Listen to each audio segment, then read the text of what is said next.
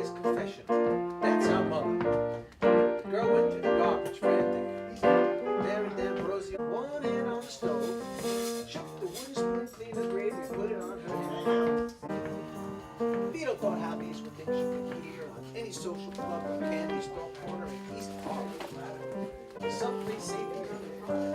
Someplace white folks, they are agonized that if and when they do, white folk in a half will be ready to roll. The soil is fertile. Her name was Tina Modotti, and she was born in Venice, lived in Udine as a little girl, and was raised on San Francisco, 901 Union Street. How about him? Born on 112th Street, just off First Avenue. Raised there, lived for a while, and I'm still there. Okay, that's not bad for her. Award-winning. Thank you very Okay. much. Can I hear the piano? Chance to interact. We're in the moment. Play music, good people come down. Why not? Yeah. How often in your life do you get intro music? I usually get exit music.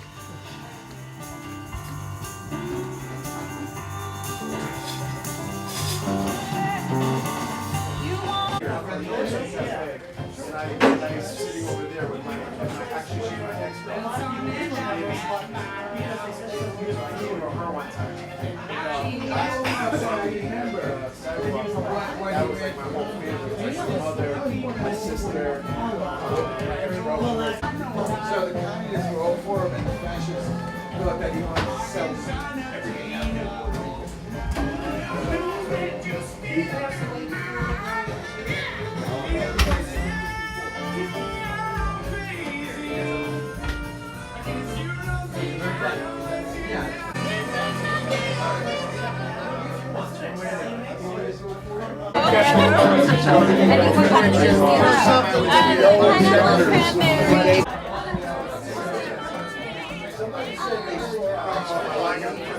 Buonasera amici. Hello. If we want to start here now. It's not on. It's not on. Got the mic.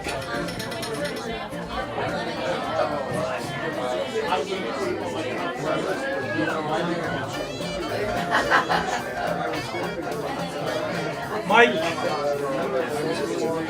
Hello.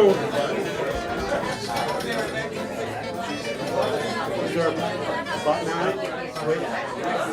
You like it so? Hello. Tested it before. Yeah. Hello. What's on? Yes. Okay. Good. All right, we're good. Buonasera, Vicky. Okay, we're gonna begin now. Hello, we're beginning now. Can I have your attention, please? My name is Bob Agnoli. I'll get you the microphone. Can you hear me? Yes. Right, okay. Bob Agnoli, sometimes called Bobby A. I got a book coming out called Edge City, The Chronicles of Bobby A, un Italiano in the USA. In any case, we have some good readers here tonight. But before we get into that, let me introduce Bob Viscusi, who's here, president of Italian American Writers Association, and a great writer in his own right. He will be introducing the features who are Gil Fagiani and Stefan Siciliano.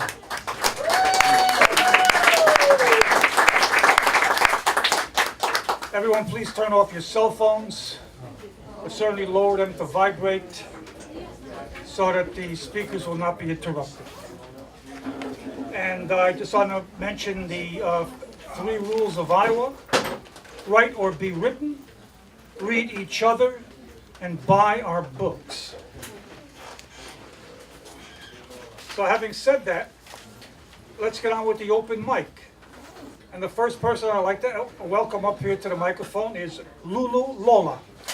Give her a hand, please. Of Mark is as a little girl walking home from Harlem House, holding my father, Pete Pascali's hand, crossing the street at 116th Street and 2nd Avenue to Cincotti's Bakery. Mark's Club was just down the street.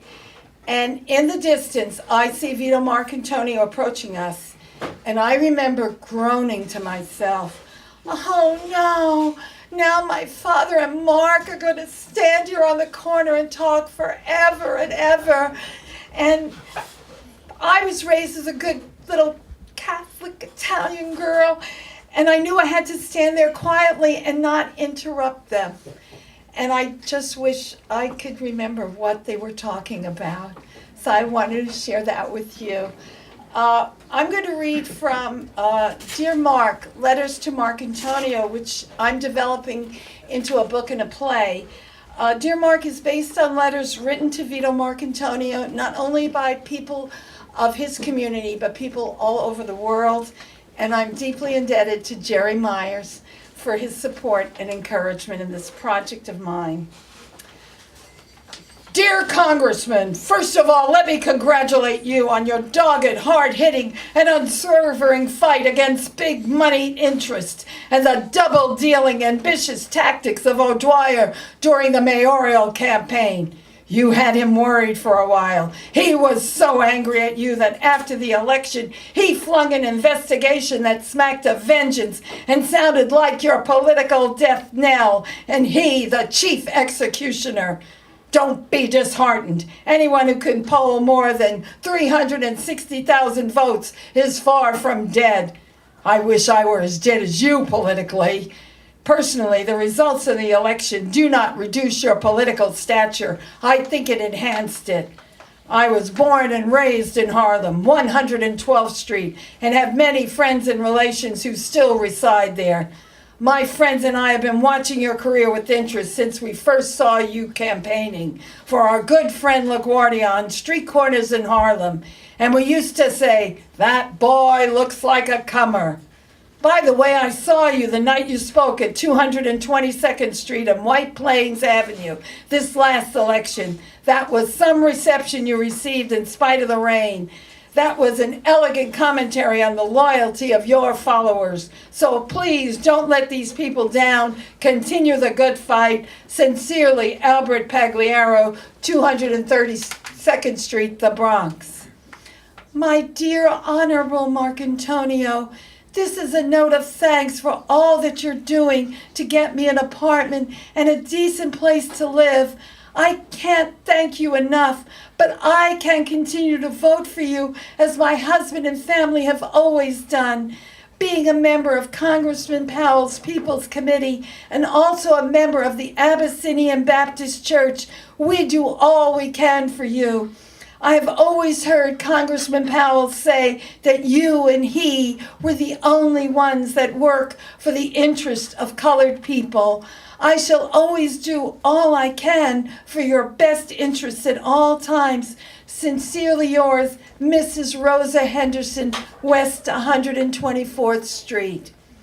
Dear Sir, the following poem was written in the wake of your defeat. Sincerely, Morris Brill, the Bronx. One man, Marcantonio. One man representing progressive thought. One man who could never be bought. One man who really fought, Marcantonio. One man stood in their way. One man really earned his pay. One man in the democratic way, Marcantonio. Ashamed, O land of democracy, of freedom and liberty, that one man matter much to thee, Marcantonio. Gang up, his voice is still, no longer express the people's will. The people's tears, many oceans fill, Marcantonio. But he will be back another day. He will return to the democratic way. No one or anything stand in his way. Marcantonio. Thank you.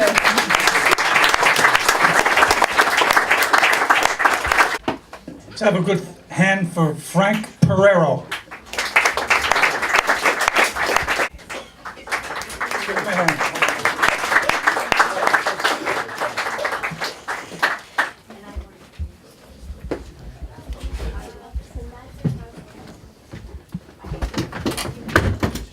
I will play the piano.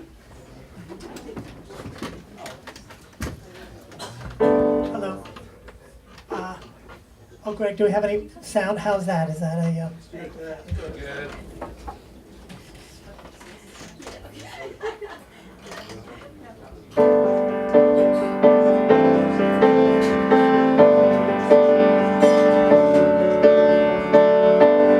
Who is in charge here? By whose authority do you act? That all depends, dear, with whom today you chance to interact. We're in the moment, gaining, risking, losing in a game of glory. You touch my hand.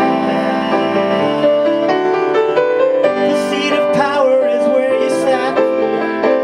You strike a chord as you swung the bat, declaring, swearing, we're ready, set. You offer passion and what you get, I don't know. I love my God, who cut the cord here. By whose authority did you clip? That all depends, dear, on who today is captain of the ship. We're falling, floating, gaining, risking, losing, maybe this time winning. My true love is in the ocean. Total immersion is drowning me. My stable lover is saving me. Her haven't seen it's arousing me. My stable lover is watching me. I don't know. Kind to your gods. I love my God. I love my lover in my worship of the goddess, the mother goddess, Santoshima.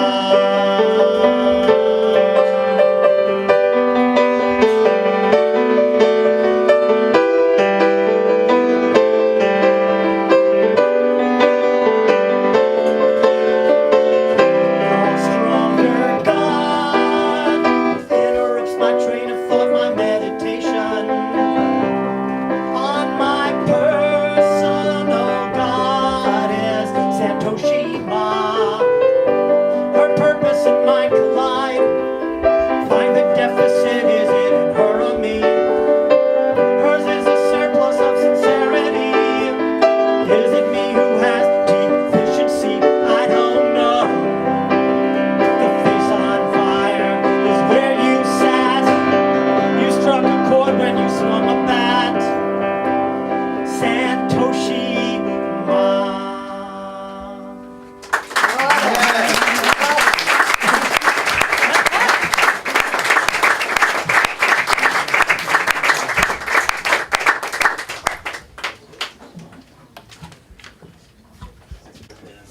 Frank De Lucia. Fried pig's tail and ate it like an ice cream cone. Strips of pork sticking out the side of her mouth, lips ablaze of yellow grease. I sat quiet, nibbling on a potato ball. What's the matter? No tiene hambre? You're not hungry? I smiled as a drum roll by Tito Puente blasted from the jukebox, Nilsa keeping time by tapping her knife against the side of her water glass.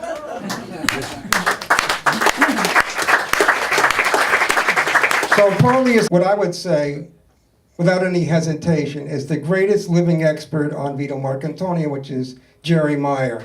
Jerry, you want to stand up? And I was also thinking that for those who don't know who Vito Marcantonio is, I just would say a few things. Vito Marcantonio, who lived from 1902 to 1954, was a protege of Fiorello LaGuardia and the most electorally successful radical politician of 20th century America. He served as congressman from East Harlem for 14 years, 1934 to 1936, and 1938 to 1950.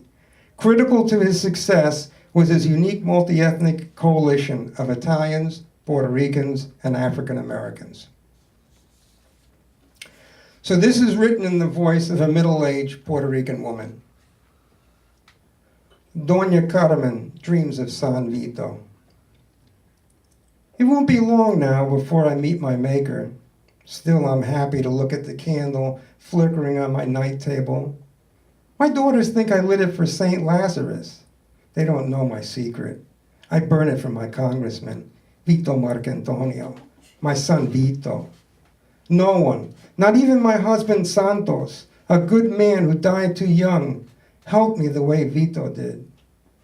After Santos died, the Parks Department tried to deny me Santos' pension. Vito cut through the red tape and made sure I got it. And when I couldn't pay the rent and the marshals put my furniture on the sidewalk, Vito came with men to put my furniture back and organized a rent party so I had money to give the landlord.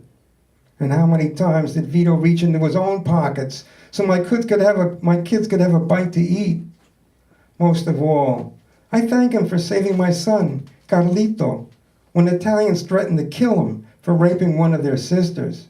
The truth is, this sister had a crush on Carlito. With Vito's help, we smuggled my son on a plane wearing a woman's wig so he could hide out in Puerto Rico until Vito straightened things out in New York. If there was any justice in this world, San Vito would have worn the cardinal's robes and not that hypocrite Spellman. And this was an anecdote that was told to me by, as I said, an older Puerto Rican woman. So the last poem is called Litany of Son Vito, and it's become a tradition at all events that are sponsored or co-sponsored by the Vito Marcantonio Forum to read this poem. And it was inspired by the fact that I remain really disgusted that after Vito Marcantonio died, who was a beloved figure in the community of East Harlem, Cardinal Spellman denied him a burial in a Catholic cemetery, saying that he wasn't in accordance with the Catholic Church. And so in revenge, I wrote this poem, and along with the help of Lulu and some other friends, we had this poem put on a mask, what looks like a mask card. In Italian, they call it a santino. And so I have these to people who are interested. I have a picture of Vito Marcantonio on the front and the poem in the back. Litany of Son Vito to Congressman Vito Marcantonio, 1901 to 1954. San Vito of East Harlem, pray for us. San Vito, bread of the poor, pray for us. San Vito, crucified by Wall Street, pray for us. San Vito, martyr of McCarthyism, pray for us. From jail cell walls, San Vito, deliver us. From the backyard crap game, San Vito, deliver us. From the loan shark's vig, San Vito, deliver us. From the drunken stupor, San Vito, deliver us. From TB and asthma, San Vito, protect us. From the social worker's visit, San Vito, protect us. From immigration raids, San Vito, protect us. From the landlord's greed, San Vito, protect us. So I'm going to stop here. I just want to remind people that I do have books for sale this evening. I have both Blanquito and El Barrio and my new book, Stone Walls.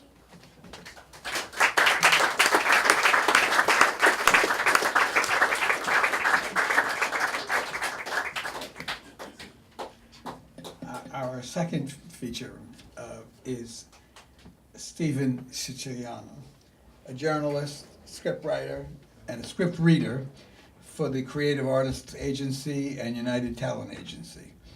As a correspondent, he works at Bloomberg BNA, the Los Angeles Business Journal, and is managing editor for Downtown Los Angeles News. He co-founded and edited the Spanish-language weekly La Otra Orilla, the Other Riverbank, in Seville. His adaptation of Jodi Picoult's novel Change of Heart is set to be filmed later this year. His latest novel in manuscript is The Goodfather, which tells the life story of the marvelous and radical Congressman Vito Marcantonio from the perspective of La Familia Fortunato, who lived down the street from him in East Harlem. His reading will be accompanied by New York-based pianist and composer Peter Dizozza. Stephen.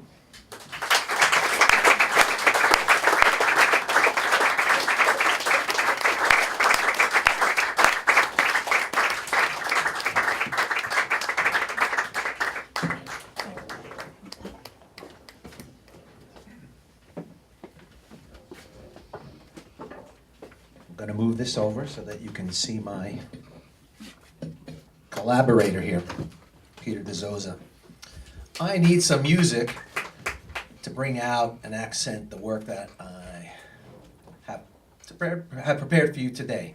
When I am as good as Gil Fagiani, you will hear the music in it and it will not require any accompaniment. Fortunately, I don't have to give a large preamble about who Marcantonio was and what he did and what he meant to New York. I can tell you that I am also a member of the Vito Marcantonio Foundation, and we have charged ourselves with the job of recuperating the memory of this once powerful and influential man in New York City. He was a victim of McCarthyism, and his memory has been buried. Many of you here know about him, but the vast majority of people in New York City and beyond do not know about him. There are three scholarly works about Vito Marcantonio, the best being Vito Marcantonio, Radical Politician, which was done by Jerry Meyer, to whom Gil just paid homage. I thought that the next step required some kind of popular literature, a story that folks that are not scholarly and don't sit around reading nonfiction and are interested in historical documents, something that they could relate to and enjoy. Maybe they would move on and they wouldn't even care about Marcantonio, but I wanted to put him in a story. So the task for me was to recuperate and revive or recall life in Italian and Puerto Rican East Harlem in the 1920s through the 1950s from West Hollywood, Los Angeles.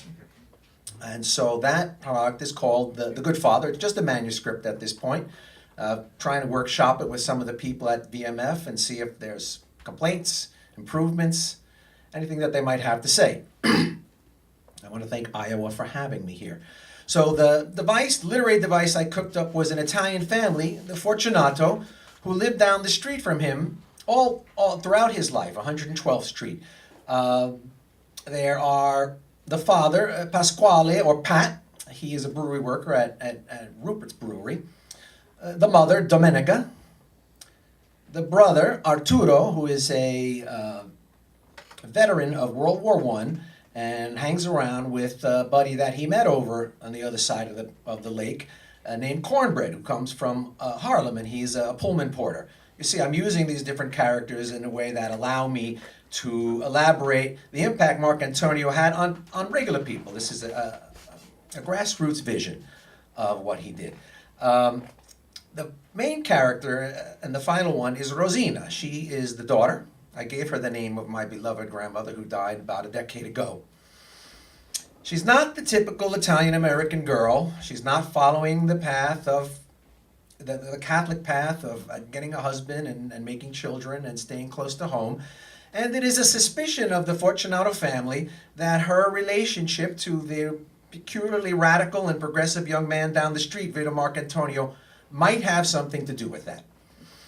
This first piece is called The Sweater, and it entails an evening in which Rosina, Mark, young Mark, and this is 1918, 1919, Cornbread, who is their link to the African-American world, and Art head off to Harlem itself, which in those days was an exotic and wild place that you visited with a friend and perhaps ran into some danger if you were looking for it, or did not. This piece is called The Sweater, and it is to the music of Louis Armstrong, Muggles, which was marijuana and jazz talk back in the day. Maestro? It was the sweater. Rosina was looking for it. Mother watched, daughter like a hawk. That was a bring down. The girl was not the same since that night. Domenica thought it was the play, but she was on the wrong note. It was what happened when she went places beyond Domenica's imagination. Suddenly she wouldn't wage the family's war against cockroaches. She hated the sounds around the tenement, news reports, crooners, violent men, submissive women, hanging their hatreds out like laundry across the alley on twine for all to hear. So she floated in gray clouds, sliced up by that one night and the amber lights streaming the streets of Hooch Heaven, she was distracted, daydreamy, and no help at all. And the sweater? Rosina could wrap herself up in it, smell the night, smell cornbread, the Pullman dining car, mashed whiskey. If she wrapped herself in that sweater tight enough, well, her coach became a pumpkin. Jimmy Johnson's piano notes tinkled down her back. His smoke rose up from that sweater. She was young and could not lock them out of her head, the sense that she could have and be had. The drunk gyrations and forgetful dawn, the shivering shadows and the dim candlelight, the jive of the Harlemite. They got to her, the blacks. It was known that they could do that to you. Then one day, it was gone. The sweater. Rosina knew who to ask, but Domenica knew nothing. How could she know nothing? Rosina soaked her brother in tears. She knows everything that goes on in this house. Everything. Then she rushes off to Mount Carmel to clean her soul up in Father Fiore's confessional. That's our mother. She went through the garbage, frantic. Mary D'Ambrosio found her there. Rosina, my God, what are you doing crying in the garbage? I lost a sweater, a pink one. A sweater? So you'll get another. Nobody died, God forbid. The whole neighborhood survives making clothes. I tell you what, I will make you one myself, free of charge. Rosina thought Mary was right. There would be other sweaters, and there would be other nights. So a few days later, she came home with a flapper haircut. Domenica was stirring a pot. She put one hand on the stove, shook the wooden spoon clean of gravy, and put it on her hip. You could say Rosina was stirring a pot too. She stared at her mother, the liar who stole her sweater, defiant. Domenica took 2 steps forward and raised the spoon. Mama! Arturo cried from out on the stoop, because he knew his mother and he knew his sister too.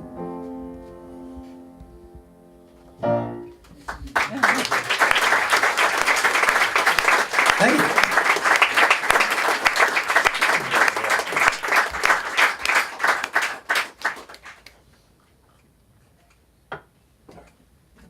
Okay, so Marcantonio was way ahead of his time when it came to civil rights for African Americans. He was a fast-talking Italian guy in a fedora who drove the Southerners who ran the House of Representatives back in those days absolutely nuts with his constant anti-lynching proposals, anti-discrimination proposals, which he promoted with his singular mastery of parliamentary procedure. There was nobody quite like him. If you read, I think it's called Drexler's Guide to House Rules, throughout it, Vito Marcantonio's name comes up because of all the questions he posed and the resolutions and answers he provided to those. So this piece is called Tina Modotti, and it involves a real party that happened back in 1924 in Harlem, put on by the NAACP. At this party, he meets W.E.B. Du Bois, an important member of the NAACP and civil rights leader in the first part of the 20th century, and A. Philip Randolph, who was ultimately the president of the Pullman Porter Cars Union. He also meets Tina Modotti. This is where a fiction comes in. We have no proof or documents that these two people ever met. It's not unlikely or impossible that they might have, given the construction of the international left in those days.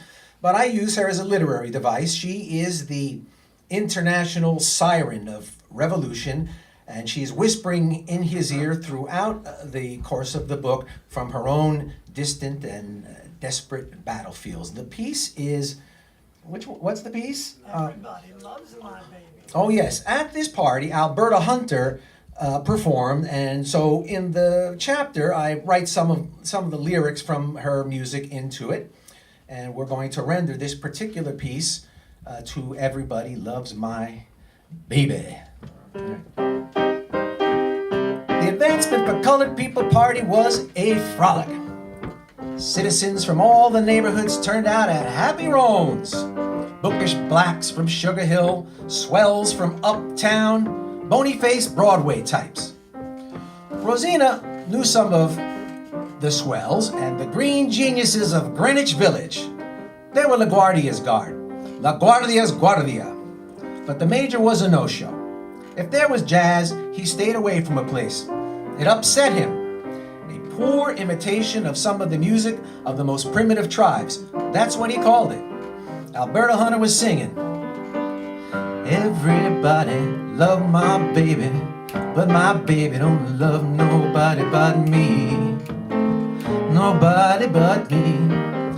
Cornbread introduced Mark to W.E.B. Du Bois, who gave him a shock because he would not blame every Negro problem on slavery or Jim Crow. He was spieling Mark. Somewhere in East Harlem, a colored teacher, a lawyer, a physician, an insurance salesman and his wife are sitting down to dinner talking about folks, black folks. They are complaining about the bad manners they display on the streets, the gambling, the loafing, and the sport in life. Alberta was singing, everybody love my baby, but my baby don't love nobody but me. Nobody but me. Mark thought that these were things you could hear on any social club or candy store corner in East Harlem, black or tan. Du Bois knew this and he was coming on strong. These regular hard-working people are saying they'd like to move somewhere away from the dirt and puddles of blood on the street to someplace safe and clean, someplace white folks live. And they are agonized that if and when they do, the white folks are going to leave and the old neighborhood is going to follow them to where they are. They are agonized that they cannot lift the veil of their blackness. Marcantonio was wordless. Du Bois was what you would call distinguished. He had a cropped beard and high brow, and he did not sport a pince nez that night, but it was known he did many other times. Alberta was singing, everybody love my baby, but my baby don't love nobody but me. That's plain to see. Du Bois leaned in close to Mark and spoke low. You and your friend Congressman LaGuardia are trying to do for the Italians what these good people here are trying to do for the Negro. The problems are not radically different. You educate the world about what the Italians need, young man, but be sure to educate the Italians about what the world needs. He rubbed Mark on the shoulder and walked away. Mark, Cornbread called. He was with A. Philip Randolph, who was trying to organize a Pullman Porter Cars union. He was giving speeches on all the corners of East Harlem, and he had this big bass voice, and you could hear him through all the human humble bumble.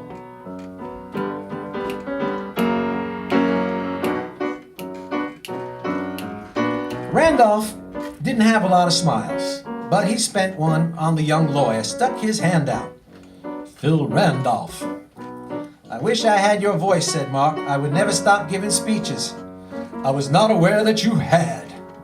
So how is the union shaping up, Mr. Randolph? Still hatching.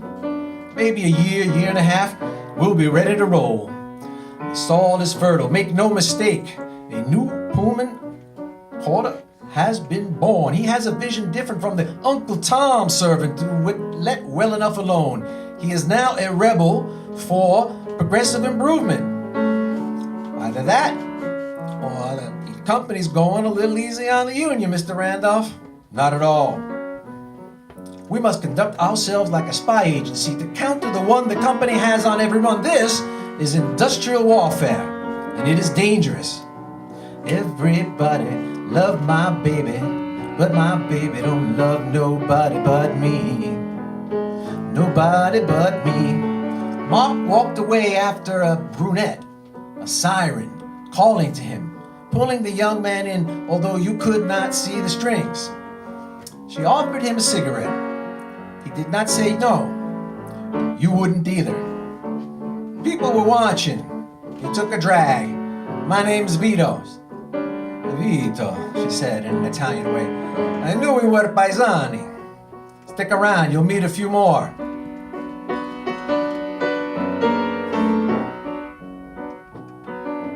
Everybody love my baby, but my baby don't love nobody but me. They talked for a little while. Her name was Tina Modotti, and she was born in Venice, raised and lived in Udine as a little girl. She was raised in San Francisco, 901 Union Street. How about you? I was born on 112th Street, just off First Avenue, raised there, lived there for a while, and I am still there. All right.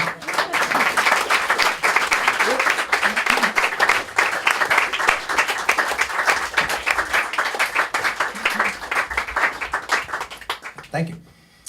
When I started the book 7 years ago, I contacted Jerry Meyer from Los Angeles, and he was open and gracious and willing to talk to me. I flew to New York, and we had a lunch in Union Square in which he told me a lot of important things in a very short time. He said to me that the one flaw he felt affected his book was that he had not given Marcantonio himself a voice.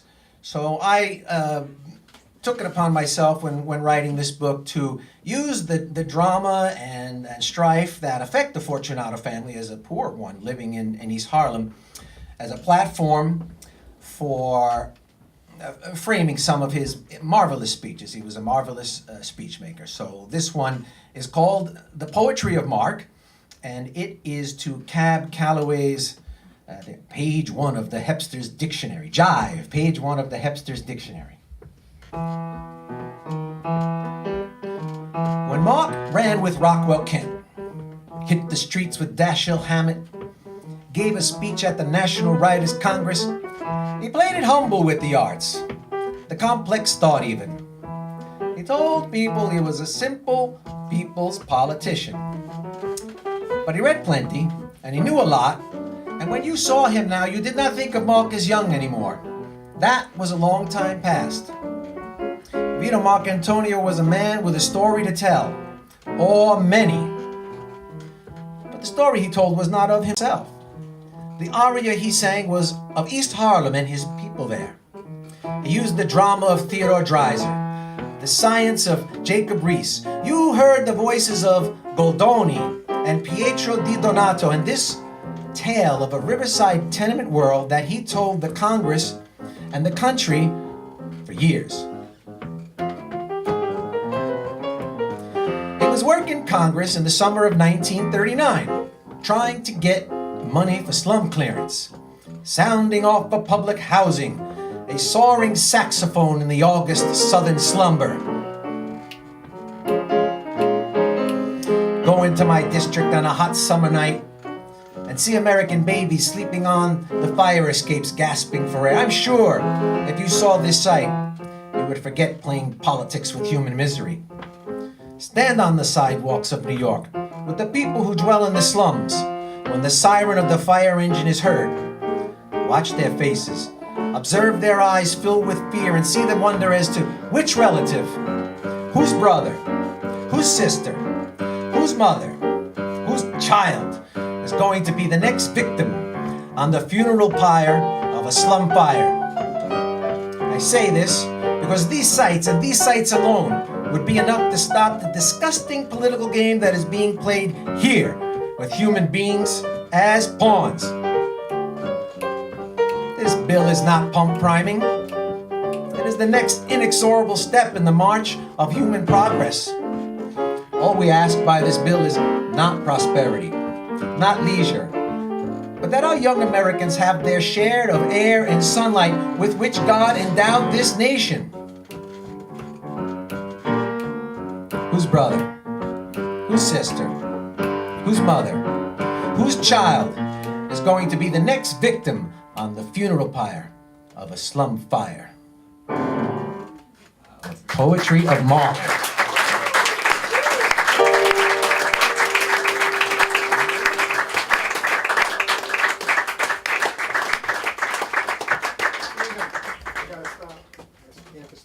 I have to stop? Yes, absolutely. Well, I have one called The Funeral, but they're not going to let me hear it and let me do it. It would have been to Gershwin's second prelude and our strong closing piece, but next time. Any chance we can do it, Greg, or how are we doing? What time are we at? We got 5 minutes, can we use it? Let's do it, okay.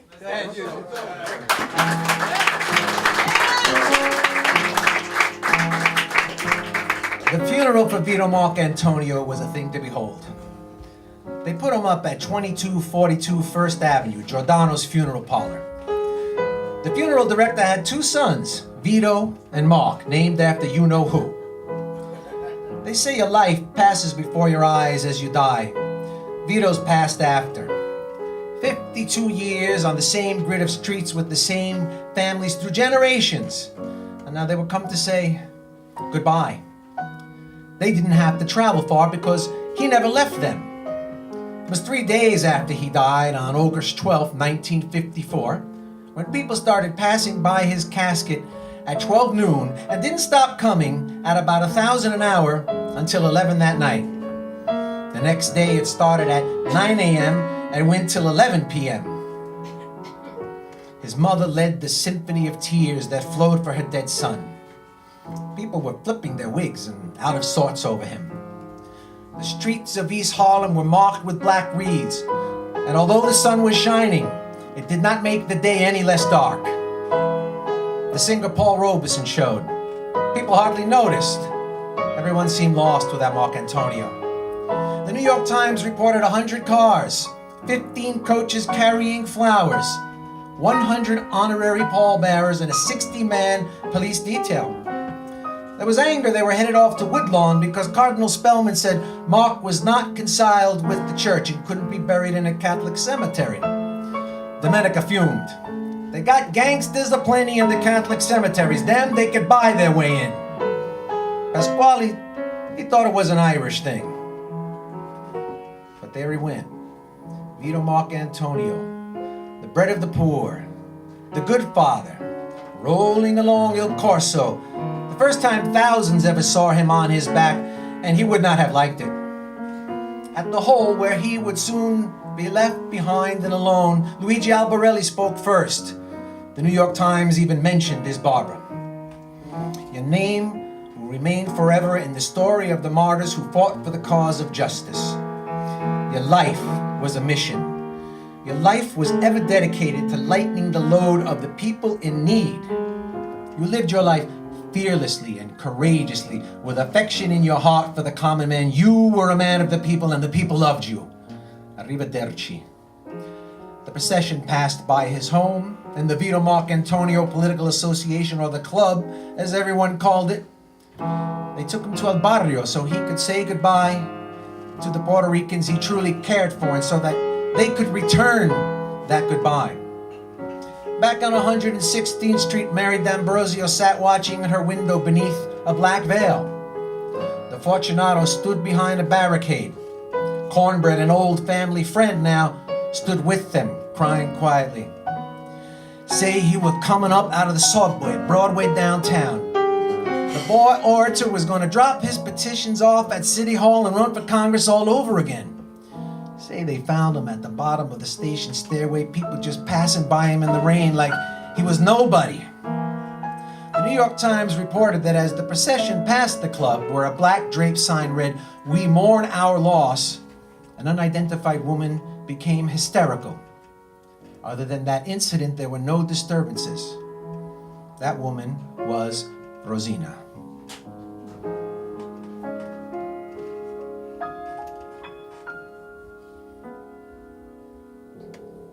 Peter Dizozza. Thanks for letting me stay up for the last one.